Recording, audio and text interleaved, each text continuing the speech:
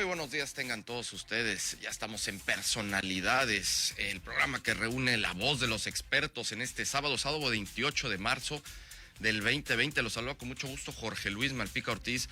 En este día que vamos a seguir hablando, analizando esta situación que estamos viviendo, esta pandemia que nos está golpeando a nivel mundial. Es un cambio a nivel global que se está dando, nos está afectando muchísimo en todos sentidos, obviamente desde la parte de la salud. Muchas muertes ha habido ya en varias partes del mundo. China, Italia, España son los lugares donde más ha golpeado esta situación. Estados Unidos está en estos momentos en una situación, en un momento crítico en la fase de los contagios. En México, ahí vamos. Parece ser que las autoridades ya están poniendo atención y sobre todo la debida atención a esta situación. Ahí vamos, como sociedad civil hemos respondido bastante bien. Es un orgullo ver que somos una sociedad bastante responsable. Y de aquí en adelante, en estas próximas semanas, vamos precisamente en este programa Personalidades a estar teniendo un ciclo de entrevistas con líderes empresariales, líderes sociales aquí en el estado de Veracruz, para ir armando precisamente todo de entrada un análisis, pero sobre todo qué viene, qué nos viene y sobre todo qué tenemos que hacer, hablando precisamente de esta responsabilidad como sociedad que tenemos. Y el día de hoy nos da muchísimo gusto tener en Personalidades a una gran personalidad de Veracruz, una gran persona, un gran ser humano, un exitosísimo empresario veracruzano, don Antonio Chedraui Mafut. Está el día de hoy aquí con nosotros. Don Tony, pues bienvenido a Personalidades. Gracias, Jorge, pues muy amables por la invitación. Al contrario, don Tony, es un gusto tenerlo en estos micrófonos. Y bueno, pues como comentamos, don Tony, ya también lo habíamos platicado previamente para pues poder llevar todo este programa, esta plática con usted que tiene gran experiencia en todos los ámbitos, desde el ámbito obviamente empresarial. Usted es un empresario sumamente exitoso aquí en el estado de Veracruz a nivel nacional. Y entre todo esto, pues ver su punto de vista, cómo se está llevando a cabo toda esta situación, cómo la ve desde la parte global, porque bueno, es un golpe tremendo para la humanidad, no se ha visto en generaciones una situación como la que estamos viviendo actualmente, y cómo nos va a repercutir en todos sentidos también aquí en nuestro país y en nuestro estado, don Tony. Pues mira, Jorge, antes que nada, yo creo que las experiencias, los conocimientos que se puedan tener, pues realmente no nos están sirviendo mucho en esta situación. Hace unos días que platicábamos tú y yo, te decía, mira, yo creo que día con día se van presentando situaciones, y yo creo que aquí lo importante, desde mi punto de vista, son dos cosas. Una, que pues definitivamente tenemos un problema de salud muy importante. Tenemos un problema que se puede presentar o que ya se está presentando económico muy importante, una posible o una pérdida de empleos importante.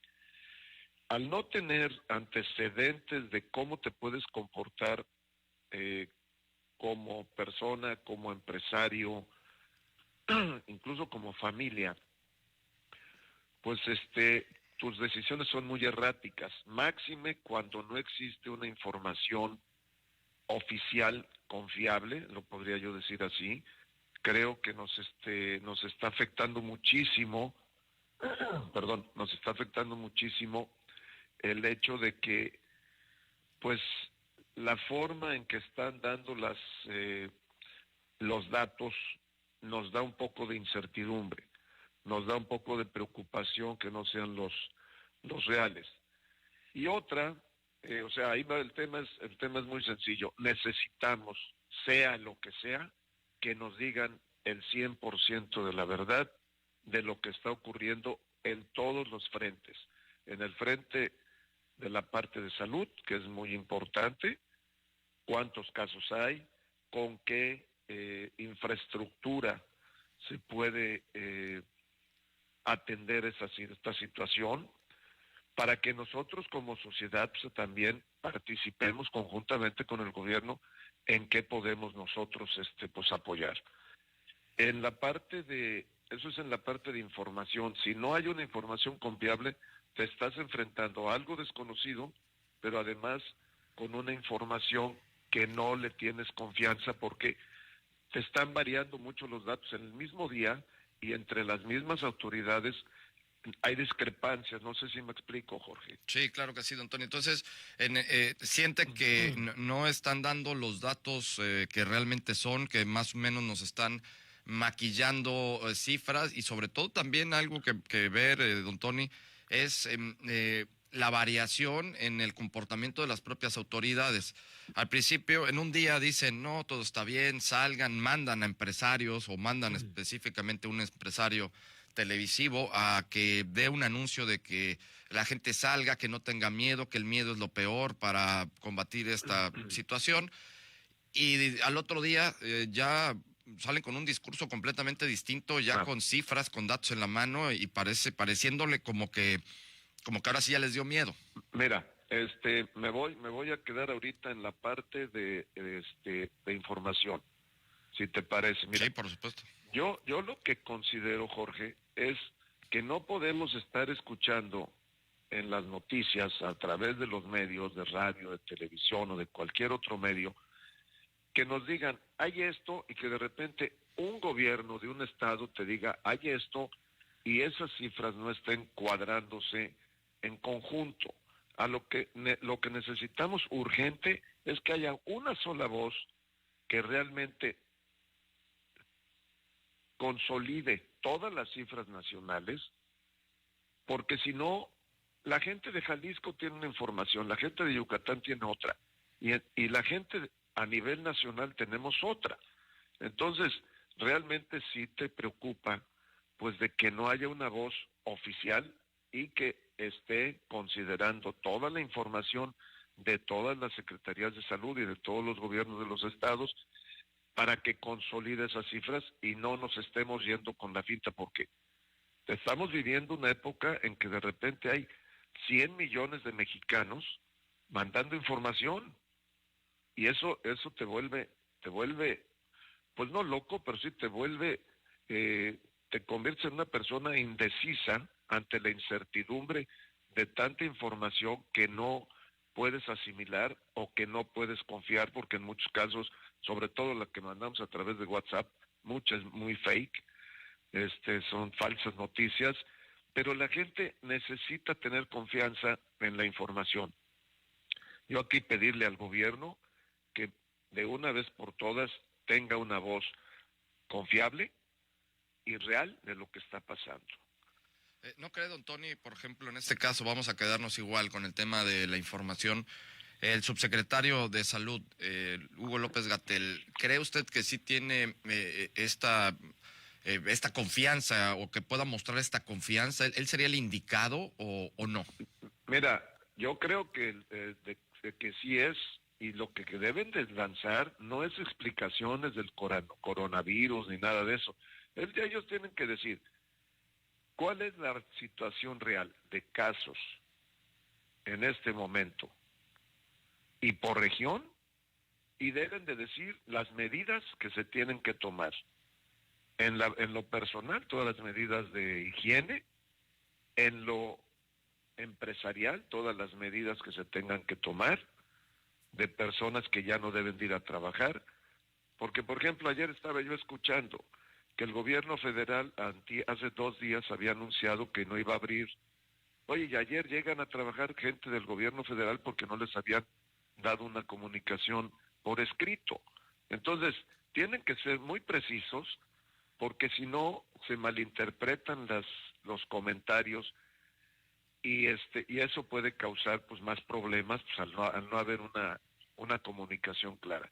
Yo creo que el doctor López-Gatell es la persona que ha mantenido el liderazgo en cuanto a la comunicación, pero sí, a lo mejor no salir una vez al día, a lo mejor salir 2, porque después se contradicen los datos de algunos estados con la información que están dando en las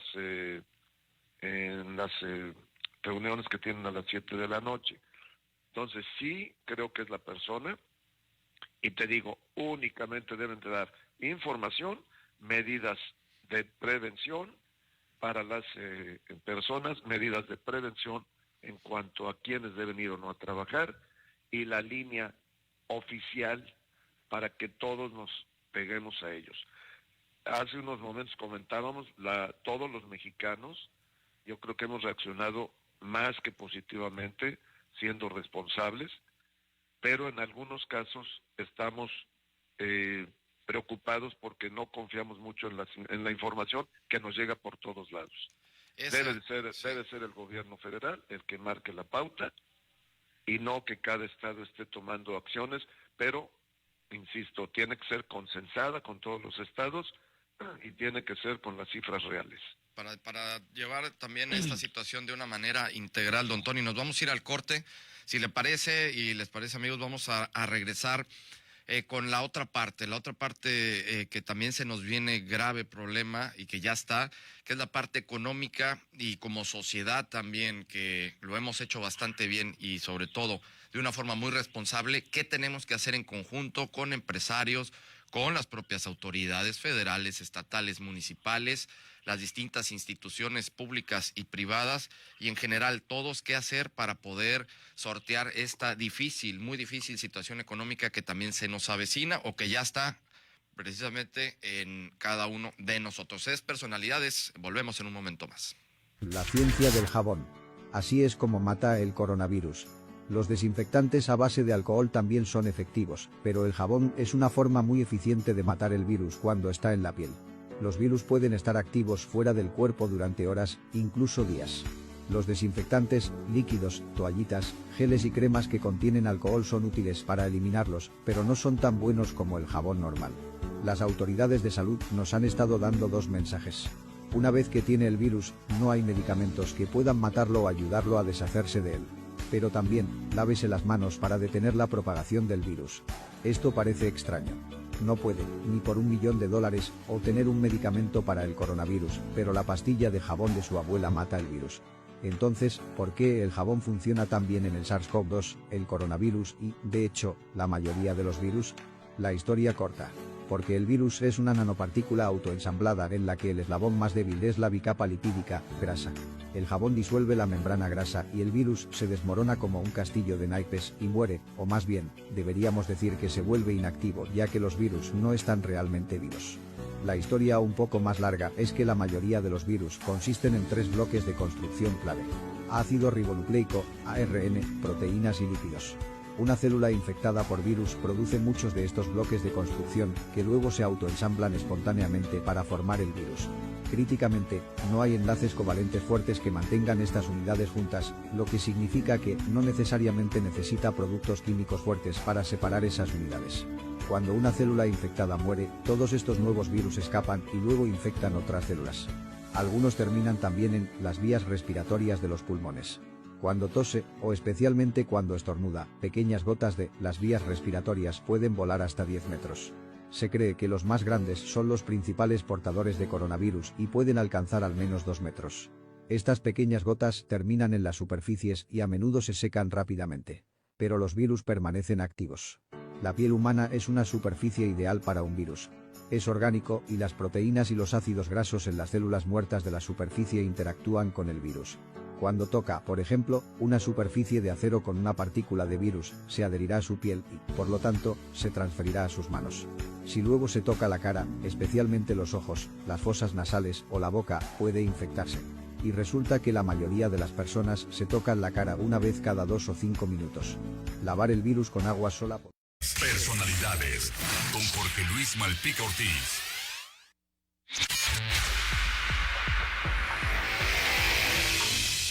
Ya estamos de regreso en Personalidades, el día de hoy platicando con el empresario veracruzano Antonio Chedraui Mahfoud, mejor conocido como Tony Chedraui, que nos está platicando, analizando, estamos haciendo todo este análisis completo de lo que estamos viviendo con relación a esta pandemia, cómo nos está golpeando desde la parte de la salud, desde la parte económica, que es de lo que vamos a hablar en estos momentos. ¿Qué hacer, don Tony? ¿Qué hacer con esta grave crisis económica que pues ya ni siquiera se nos avecina, ya la tenemos encima?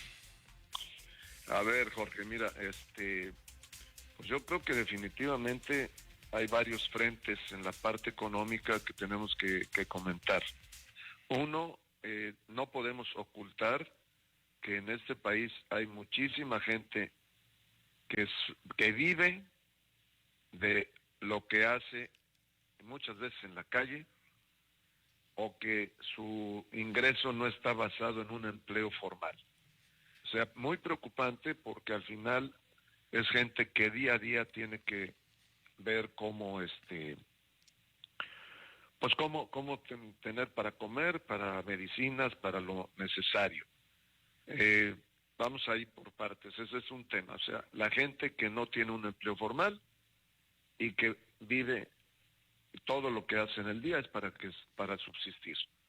Dos, gente que tiene un empleo formal, pero que definitivamente hay una caída en ventas ya, muy importante. Alrededor, se calcula que la caída en ventas en los últimos 15 días es de alrededor del 30% promedio, exceptuando lo que es alimentos, algunos alimentos, medicinas y cosas de limpieza. El resto de las categorías en promedio anda una caída del 30%. Si tú a una empresa le quitas el 30%, pues esa empresa empieza a no tener los recursos pues para poder mantener una operación sana. Tres, las empresas, pues habrá algunas que sí puedan aguantar, habrá otras que estén arrancando, habrá otras que no tengan una economía sana, y que si no reciben un apoyo financiero, fiscal en cuanto a impuestos, pues muchos, aunque quieran mantener la empresa, pues van a tener que cerrar, porque no van a tener posibilidades de sobrevivencia. Entonces, bajo esos tres esquemas, yo creo que se ayude a la gente.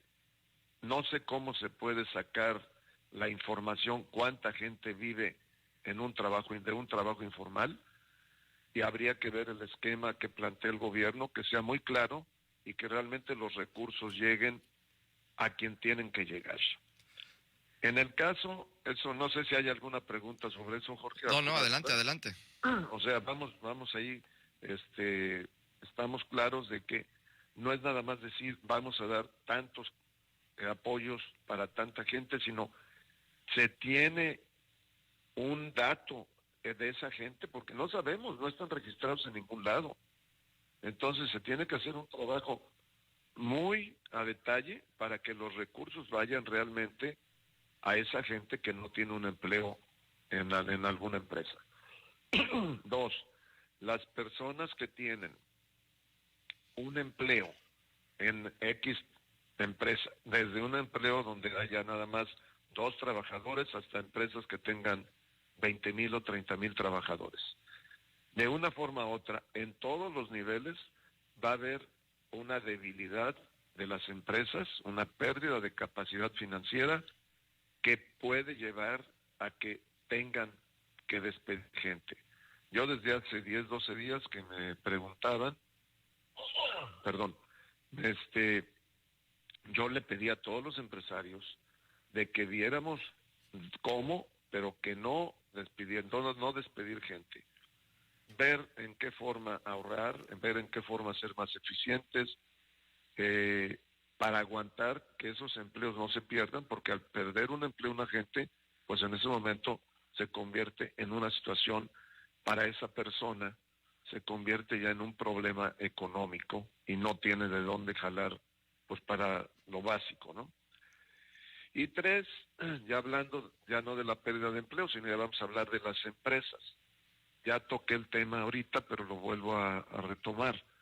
Si las empresas no reciben oxígeno, en la mayoría de los casos, por parte del gobierno en cuanto a impuestos, no que les condonen, no que les perdonen impuestos, sino que en vez de que sea de un golpe, pues sean de a poquitos, para que esos recursos ayuden a mantener la economía de la empresa y pueda seguir pagando a proveedores, pueda seguir pagando a la gente que colabora en su empresa, y que no se venga un problema de cierre de empresas, de impago a proveedores y de despido masivo de gentes.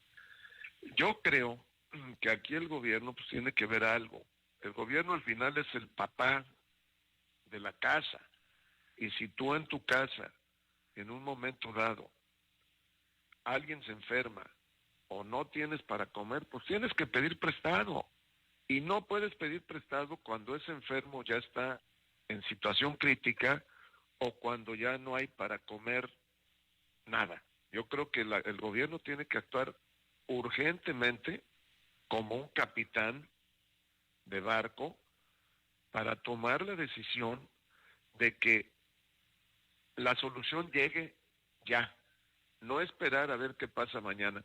Que nos equivocamos por anticiparnos en la decisión, Jorge, pues nos equivocamos, pero no va a pasar nada. Pero si nos retrasamos en la decisión, sí va a causar un efecto económico y personal muy grave. Personal me refiero que mucha gente no va a tener lo mínimo necesario para subsistir por la pérdida de empleos. Entonces, sí. El gobierno tiene que actuar, Jorge, urgente. Si se pasa en las medidas, si tenemos que endeudarnos como haría cualquier padre de familia para que en su casa, que su familia no sufra, pues el gobierno tiene que actuar en consecuencia de la misma forma. No hay tiempo para ver si, oye, pues que nuestra política es no endeudarnos. Perdóname, yo podré tener una política en mi casa o en mi empresa de no endeudarme, pero ante una emergencia tengo que tomar las acciones aún en contra de lo que yo tenga como política. Tengo que ver cómo salvar que mi familia no se enferme y tengo que ver cómo salvar que mi familia tenga para comer. Don Tony, el presidente de la República, Andrés Manuel López Obrador, ha dicho, lo ha declarado tal cual y lo declaró en su momento, que él no iba y no pensaba rescatar a las empresas como se hizo en los periodos neoliberales. Él fue así como lo dijo tal cual. Tal pareciera que pues trae como un tema, como un tipo de resentimiento en contra del sector empresarial. ¿Lo ve usted de esta manera? Mira, yo no quisiera verlo de esa manera, porque para empezar no sé lo que es neoliberal. Son palabras que yo nunca he entendido. No creo que a ningún jefe de gobierno de ningún país pueda interesarle que las empresas desaparezcan, porque al final las empresas son las que generan impuestos y son las que generan empleos. Yo entiendo que a lo mejor el gobierno dice, no quiero dejar de recibir impuestos porque pues también el gobierno tiene gastos, pero ok, si no va a haber empresas, pues va a dejar de recibir impuestos. Y los gastos que tiene el gobierno, pues van a seguir y no le va a alcanzar. Yo creo que hoy por hoy la única solución que tiene en un momento de emergencia es tomar todos los recursos disponibles para apoyar al sector salud, para apoyar a la gente que no tiene un empleo formal, para apoyar a las empresas y que esas empresas puedan mantener los empleos de los que trabajan en ellas. No puedo pensar que a alguien se le ocurra que no pueda haber empresas. Eso del resentimiento, pues digo, no quisiera ni pensarlo. Yo lo que sí me preocupa es que las acciones que se tomen, Jorge, no sean en el momento adecuado. No podemos darnos el lujo de analizar más las cosas. Hay momentos en que tienes que tomar decisiones sobre la marcha y no esperar a que la situación te rebase, que el problema te rebase, y ya cuando quieras reaccionar, aún con los recursos que ibas a usar, ya no sean suficientes, porque ya el tamaño del problema creció. Ojalá que no sea así, don Tony. Nos vamos a ir al corte, vamos a regresar con más de esto, hacer un análisis también, cómo vamos aquí en el estado de Veracruz, ver las cifras, ver los datos, también ver si se va a dar, si se están dando las condiciones también por parte de las autoridades estatales en torno a esto mismo, al apoyo que se va a otorgar, si es que así lo van a hacer, a las empresas, por lo mismo, como bien lo comenta don Tony, para que no se pierdan fuentes de empleo, que es lo más importante, que no se pierdan los empleos. Eso es Personalidades, volvemos. Lo que no sabías de El Acuario de Veracruz. Con su lema Exhibimos para educar, investigamos para conservar, el Acuario de Veracruz es uno de los más completos y de más moderna tecnología en América Latina, cuyos objetivos son fomentar la educación, el turismo, el entendimiento ecológico, ampliar la investigación acuática y ofrecer un lugar recreativo para la familia. Este acuario fue el primero en el país en presentar especies de gran tamaño. Inaugurado en 1992, exhibe centenares de peces, mamíferos y reptiles divididos en 8 interesantes salas. Entre ellas destaca el manatiario, único en su tipo en el mundo. Ubicado en el Playón de Hornos, el acuario ocupa una superficie de 3.493 metros cuadrados y está compuesto en un 80% de ambiente natural y solo un 20% artificial. Asimismo, consta de 7 secciones, de las cuales son la Selva de los Tuxtlas, la Galería de Agua Dulce, la Gran Pecera Arrecifal, la Galería de Arrecifes de Coral, el Tiburonario, la Pecera de las Medusas, el Delfinario y el Pingüinario. La función social del Acuario de Veracruz es la conservación de los sistemas marinos e implica una enorme responsabilidad el mantenimiento y cuidado de los animales en cautiverio.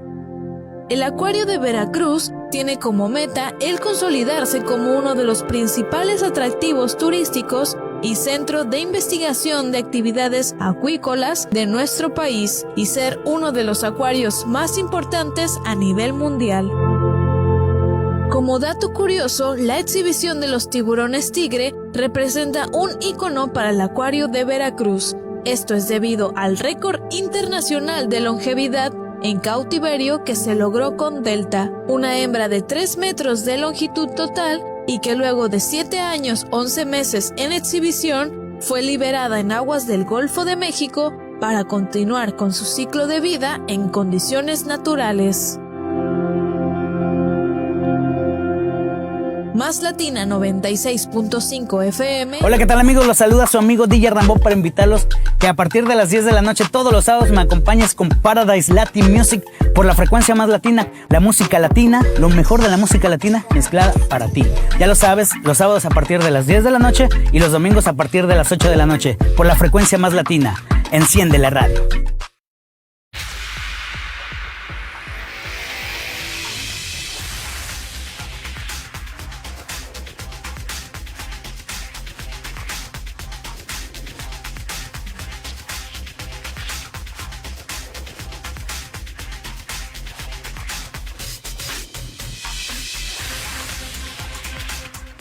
Regresamos a Personalidades el día de hoy platicando con el empresario veracruzano Antonio Chedraui Mafut. Don Tony, nos quedamos con el punto de la parte económica. Seguimos con todo este análisis, qué hacer desde la economía mexicana, desde las propias autoridades, qué es lo que tendrían ya que estar haciendo para que el golpe no sea tan fuerte, que la crisis no sea tan... ya no sé ni el término que ocupar porque tampoco quiero ser alarmista, pero es una realidad que viene un golpe severo a la economía mexicana. ¿Qué más hacer, don Tony? Nos quedamos también pendientes el papel que está jugando en el estado de Veracruz. ¿Qué tendrían que hacer las autoridades estatales en torno a esto mismo? Bueno, mira, viendo la parte de las acciones que ya hay que tomar, aunque sean exageradas, sí me preocupa que aún usando los mismos recursos que se necesitan ahora, en caso de que no se apliquen, cuando se quieran usar y el problema se agrave, ya no vayan a ser suficientes. ¿Sí me explicó, Jorge? Sí, claro. O sea, ahorita podemos todavía pensar que el paciente tiene un dolor, que con una medicina se puede, y va a costar, y no tengo dinero, pero lo voy a pedir. Y con eso puedo controlar el problema. Si yo me espero porque pienso que el paciente se va a curar solito, cuando yo lo quiera curar, a lo mejor acabo en terapia intensiva y con el riesgo que se muera. Y me va a costar 5 veces o 10 veces más de lo que me costaría ahorita tomar las acciones que en un momento dado deben de ser no suficientes, yo diría más que suficientes. Si necesitamos 100, hay que meterle 120 ahorita, porque si no, ni los 120, ni los 200, ni los 500 se van a alcanzar cuando el paciente, llámese el caso del problema del coronavirus, se incremente y no tengamos la posibilidad ni de conseguir los recursos, porque ya van a ser demasiados, ni de conseguir los equipos y la infraestructura necesaria para combatirlo. Entonces, sí insisto, es urgente que el gobierno tome acción inmediata de obtener todos los recursos necesarios. No importa que nos hipotequemos, pero parar en seco esto, a esperar que esto crezca y nos lleve a una situación en la cual ya ni con 10 veces más de lo que se necesita ahorita se pueda controlar. Don Tony, fíjese, le comentaba también hace un momento, el gobierno de Veracruz ya recibió 291 millones de pesos por ahora de la Federación para contener o para atacar esta pandemia aquí en el estado de Veracruz. Creo que, de dineros, pues siempre va a faltar. Ahora bien, lo importante también sería nosotros como sociedad vigilar cómo se aplica este recurso o no. Bueno, mira, para empezar, pues yo creo que debemos de pensar que nuestras autoridades deben de manejarlo adecuadamente. Yo creo que más que nunca debemos ser eficientes y que los recursos vayan a donde deben de ir. Lo que me preocupa, Jorge, es que estás hablando de que somos casi 8 millones de habitantes y 294 millones de pesos para un estado tan complejo, pues es nada. Lo pongo así, nada. O sea, no te serviría ni para habilitar los hospitales adecuadamente. O sea, es muy poco el recurso, se necesita muchísimo más. Desde luego no se puede hacer una readaptación de hospitales ni equipar un hospital en 10 días. En China lo hicieron, pero aquí no creo que podamos. Entonces, es muy poco dinero para un tamaño de estado y un estado tan complejo. 2, el estado, hace rato me preguntabas en qué forma puede apoyar pues a los empresarios, a las empresas, no a los empresarios, que quede muy claro, aquí estamos hablando, la empresa no son los empresarios, la empresa son la gente que trabaja en una empresa, eso es lo importante que hay que cuidar. En el estado de Veracruz como en la mayoría de los estados, casi no reciben impuestos. Aquí en el estado, si no, a ver, corrígeme si estoy mal, es el 3% a la nómina, el impuesto sobre hospedaje, lo del, pues no sé, pues la tenencia, ¿no? La tenencia, pero realmente no son impuestos que vayan, digo, ayudaría que ahorita el gobierno dijera, oye, pues no me pagues el 3% a la nómina y mejor con eso mantén que no despidas a nadie, no me lo condones, pero aguántame para que cuando se recupere la economía pueda yo tener mientras recursos para poder seguir manteniendo los sueldos de nuestra gente, ¿no? Entonces no veo por dónde el gobierno del estado, qué bueno que esté preocupado, qué bueno que todos los estados estén preocupados, pero los recursos normalmente les llegan de la federación, e insisto, tienen que ser recursos suficientes. 290 y tantos millones de pesos para un estado como Veracruz se me hace que es muy poco, Jorge. Don Tony, entrando ya a la parte de los empresarios, precisamente, sí. Las distintas cúpulas empresariales, los sectores, las cámaras, están haciendo ya pronunciamientos. Veo y siento que es importante cerrar filas y entrarle en unidad precisamente para poder, salir adelante y 2, exigir lo que se requiere. Mira, Jorge, ayer, no sé si viste lo del Papa, yo sí tuve la oportunidad y tomo de lo del Papa algo muy importante. Cuando el Papa menciona que iban los apóstoles en la barca y empieza la tormenta y Jesús está dormido,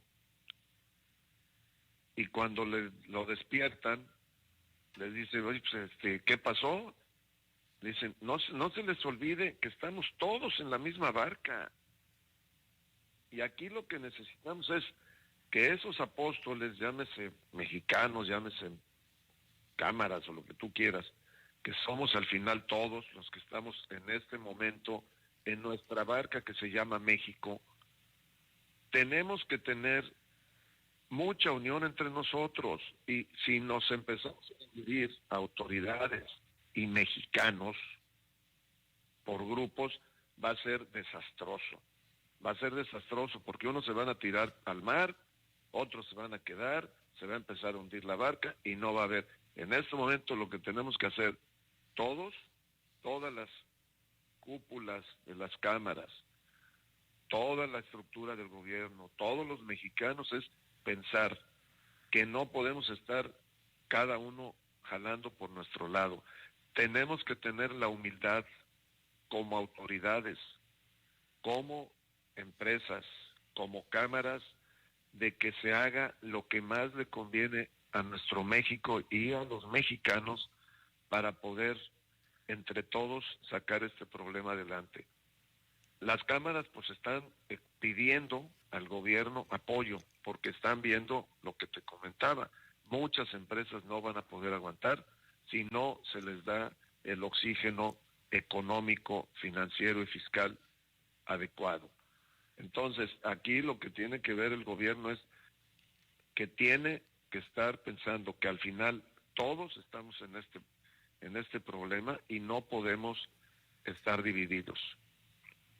Don Tony, ¿cree usted que se ha generado una polarización en la sociedad mexicana?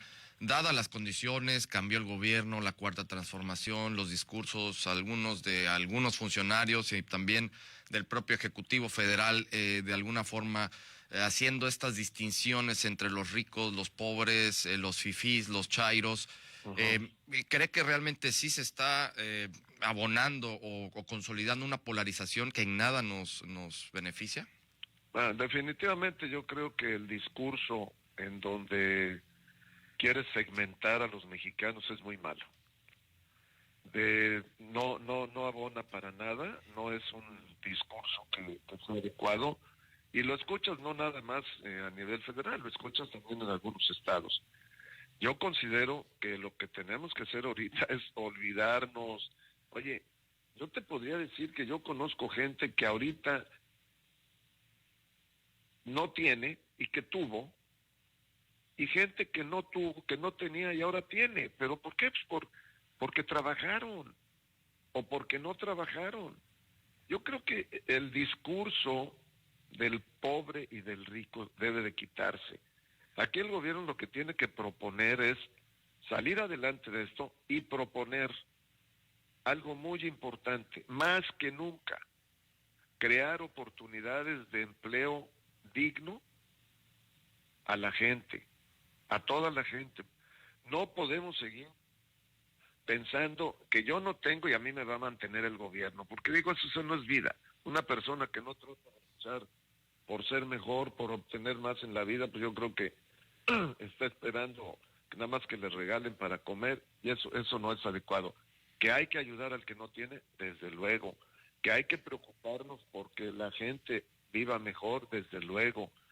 Pero el discurso de clases, el discurso de que unos tienen, otros no tienen, de que unos son gordos, flacos, güeros, morenos, con pelo, sin pelo, ese discurso yo creo que no abona para nada, ni ahora ni nunca, y ahora menos que nunca.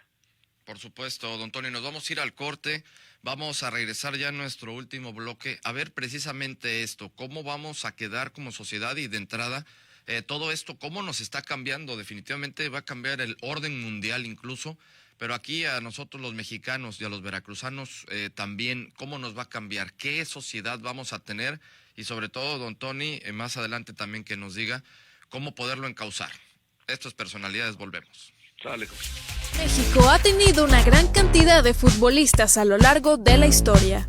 Muchos de ellos han representado al Tri en copas mundiales. Otros han encontrado la gloria en la liga local y también jugadores que han dejado México para portar la playera en otros países.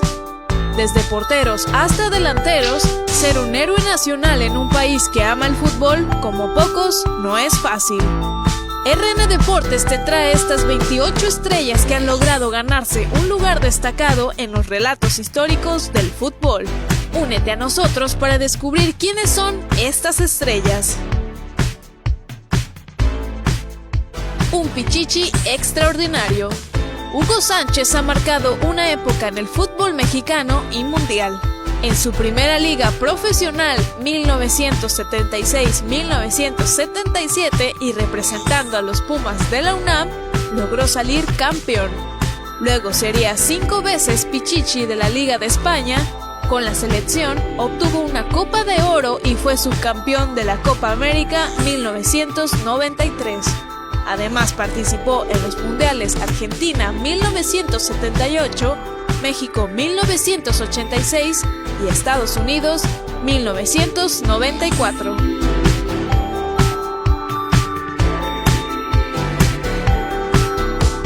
El zorro del desierto. Un delantero con una capacidad goleadora increíble en el área rival, ese fue Jared Borghetti. En los 90, anotó cerca de 300 goles y ello le brindó la posibilidad de dar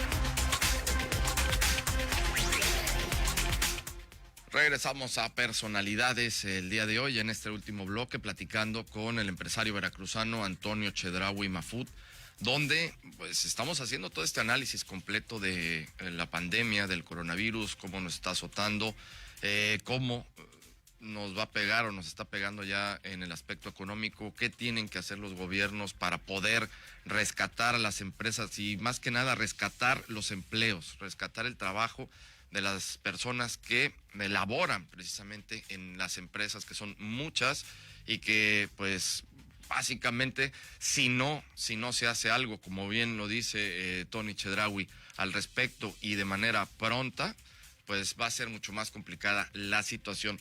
Don Tony, ya para este final de programa, pues irnos a la parte de la sociedad en esto. ¿Cómo vamos a salir parados como sociedad? ¿O qué tenemos que hacer? Porque es una oportunidad que también se nos está presentando para pues corregir ciertos aspectos que probablemente lo estábamos haciendo mal. Bueno, tenemos que retomar, Jorge, el tema de la gente que tiene un trabajo informal. Necesitamos ver en qué forma se le apoya para que esa gente no tenga problema. Repito lo que tratamos en la segunda parte del programa. 2, las personas que tienen un empleo, pues que lo cuiden mucho, que más que nunca se preocupen por cuidar a su empresa, por apoyar, por ahorrar, para que la empresa, que están afectadas todas, pues no se afecte más y se puedan mantener los empleos. 3, las empresas deben de buscar de una forma u otra apoyar a que la economía a su alrededor, llámese proveedores, llámese pues todos los compromisos que tienen, tampoco se frene la economía, porque si tú le dejas de pagar a alguien, pues entonces estás provocando que esa persona que te hizo un trabajo, o esa empresa que le compraste algo, pues deje de recibir los recursos, y con eso pues también estás provocando que haya empresas que tú mismo las debilites. Entonces, tratar de cumplir los compromisos al 100. Ya los bancos han salido a apoyar a las empresas y a toda la gente, no nada más a las empresas, con acciones como pues de que si tú debes tarjeta, que si tienes el compromiso de tu casa, de tu coche, etcétera, como persona, te van a dar algunas facilidades para que no sea de golpe, o en estos meses de incertidumbre y de baja de ingresos, pues no te preocupes por eso. Y las empresas también están recibiendo el apoyo de refinanciar sus créditos, inclusive que si no pueden pagar intereses durante estos meses, pero eso pues hay que checar con cada banco y en cada caso cómo se adecúan estos apoyos de los bancos. Un tema que yo considero que también es importante, Jorge, así como las empresas deben de buscar eficiencia, en nuestras casas, en lo personal debemos de tratar de ser muy cautos en todo lo que compramos, no comprar nada que no sea necesario para que los recursos que van a ser menos, en la mayoría de los casos, en algunos casos no van a alcanzar para mucho, pues no se gasten en cosas que no sean estrictamente necesarias. En el caso de gente que dice me voy a proteger comprando más de lo que yo consumo, bueno, pues que compren, lo comenté también el otro día, que compren un poquito más, pero no 10 veces más, no sé si me explico. Sí, claro. O sea, si consumes 2 latas de atún, bueno, pues compra 4, pero no compres 20, porque si no vas a crear también un problema de escasez en el mercado, y además esas 20 pues te van a durar para 20 semanas. Entonces tampoco la situación, insisto, aunque yo no me dedico al tema de autoservicio, ni de venta de comida, ni de medicinas, pero seamos cautos en no gastar en lo que no se debe gastar y comprar un poquito más que nada para no estar saliendo a cada rato al mercado o a los supers o a las farmacias, sino tener una bodeguita adecuada, pero no en exceso. Y aquí va un tema que no lo había yo tocado y se me ocurrió que podría ser interesante.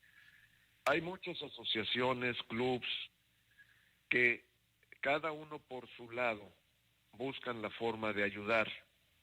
Creo que son momentos en que vean estos clubes, asociaciones y también las empresas, en qué forma podemos ayudar al que menos tiene.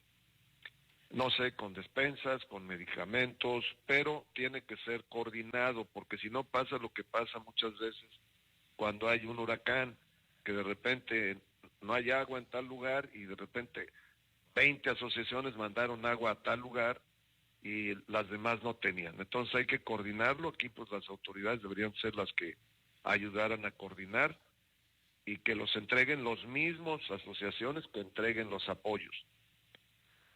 Como si fuera esto un huracán, como si fuera un desastre natural. Sí. Y cada una de las asociaciones, de acuerdo a su capacidad, coordinarse con una autoridad o que ellos mismos nombren a alguien que los lidere para que los apoyos que se den pues sean los adecuados y lleguen en forma equitativa y no concentrar todo el apoyo a una sola colonia o a un solo nicho de población. Y pues la responsabilidad que tenemos tanto autoridades como nosotros como gobiernos, pues es responsabilidad de que tenemos que ser responsables. Digo, la palabra lo dice muy clarito, y responsabilidad es actuar en tiempo y en forma lo más preciso posible.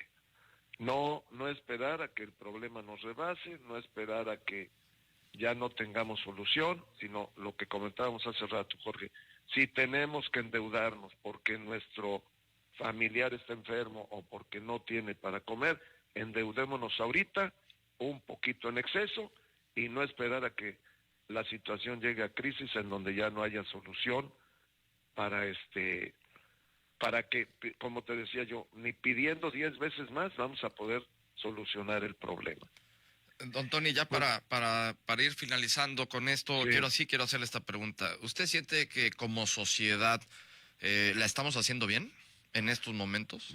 Yo creo que en el 90% de los casos, todos los mexicanos estamos actuando adecuadamente, con responsabilidad, evitando salir a la calle, evitando contaminarnos,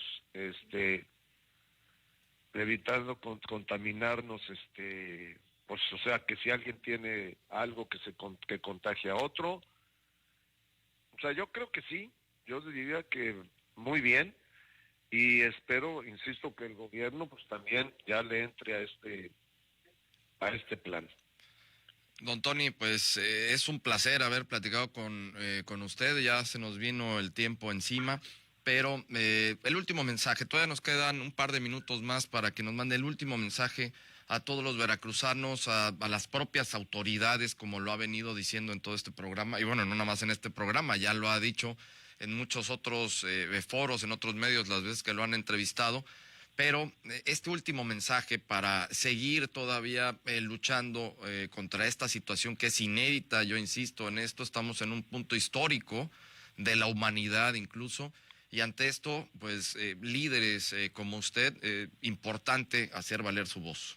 Bueno, más que líder, tu amigo Jorge. Por supuesto. Y pues tú sabes que a mí me preocupa mucho pues que nuestras acciones sean las adecuadas. Y sean las adecuadas no para nosotros, sino para todos. Entonces, tanto nuestras autoridades como nosotros debemos de estar muy conscientes que hoy más que nunca debemos de preocuparnos por ayudar al que menos tiene, al que necesita nuestra ayuda, y que no escatimemos ningún esfuerzo ni ningún recurso para que salgamos juntos adelante de esto. Hay una realidad, Jorge. No podemos decir que a mí no me va a pasar, porque nadie sabe, nadie conoce el tamaño de esta situación. Países tan preparados como Estados Unidos ya lo estamos viendo. Entonces, hoy por hoy, los mexicanos debemos de estar unidos. El gobierno debe de ser responsable de sus actos y exigir que actúen en forma y en tiempo adecuado. Y los empresarios, Jorge, y las empresas, y todos los mexicanos, cada uno desde nuestra trinchera, tenemos que tratar de salir adelante de esto. No va a ser fácil, va a ser una época que vamos a recordar mucho en nuestras vidas, porque cambió nuestra vida, nos está dando tiempo para pensar en estas cuarentenas, muchas obligatorias tristemente, otras por convicción de qué es lo adecuado, de qué es lo que hemos hecho mal, qué es lo que debemos de hacer a partir de ahora en nuestras vidas y con nuestros semejantes. Si no nos cuidamos entre todos y si nuestro gobierno no se preocupa por todos, va a ser muy difícil. Si actuamos adecuadamente, yo creo que vamos a salir fortalecidos después de este derrapón, que no es fácil, pero que de una forma u otra yo pienso que primero Dios vamos a salir, y pedirles a todos, a nuestro gobierno, a las empresas y a todos los mexicanos, que actuemos con responsabilidad y con cariño hacia nuestro semejante y hacia nuestra patria. Estoy completamente de acuerdo con lo que dice don Tony y me quedo al 100% con esto que varias veces lo comentó el día de hoy en este programa. Unidad y responsabilidad. Unidos como mexicanos y actuando de manera muy responsable. Don Tony, como siempre es un placer poder platicar con usted, bajar todo este análisis completo, y vamos a seguir muy pendientes, vamos a seguir en contacto también con usted, don Tony, para como sociedad, y lo estamos insistiendo nosotros como medio de comunicación, también uniéndonos y poniendo nuestro grano de arena para salir adelante de esta situación tan complicada que tenemos. Don Tony, fue un placer. Acuérdate lo que dijo el Papa ayer: todos estamos en esta barca y lo único que debemos de tener es fe y compromiso con nuestros semejantes. Un abrazo, Jorge, y saludos a Frankie.